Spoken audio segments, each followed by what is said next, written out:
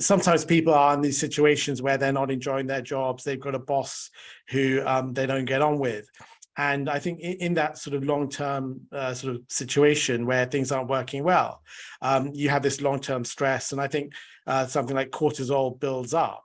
Now, can you maybe talk a little bit about sort of cortisol? And also, I saw from one of your talks that if you have autonomy or you create autonomy, then this can help to deal with, say, difficult situations. And I just love that whole idea about, taking control back, because a lot of times people think that they're powerless, but actually there are these small things that we can do.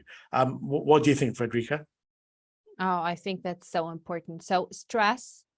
When we talk about stress, we need to understand that long-term stress is bad.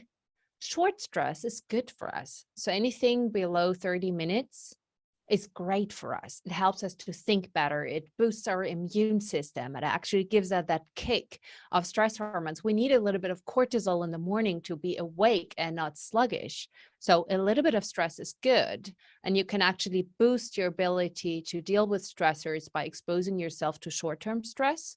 So for example, taking a cold shower, taking an ice bath, a short, intense HIIT training, all these things actually make your brain and body better. So stress per se is not bad.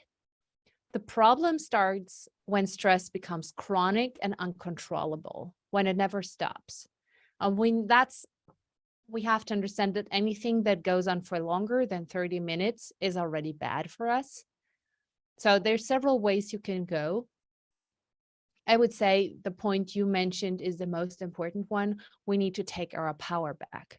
There was research in mice, a very classical study where they showed that the mice who received electroshocks without being able to turn them off died, while those who had a little lever and could turn it off survived just fine with the electroshocks. So it weren't the electroshocks per se that killed the mice. It was the fact that they couldn't turn it off.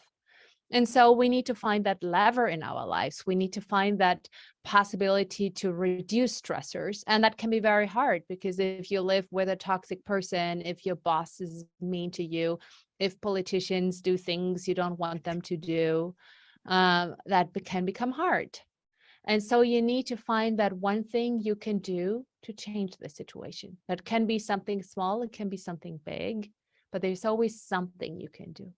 And may it be changing your attitude, may it be changing your thoughts, may it be saying no to something. So we need to always ask ourselves, what is one thing I can do right now to improve the situation?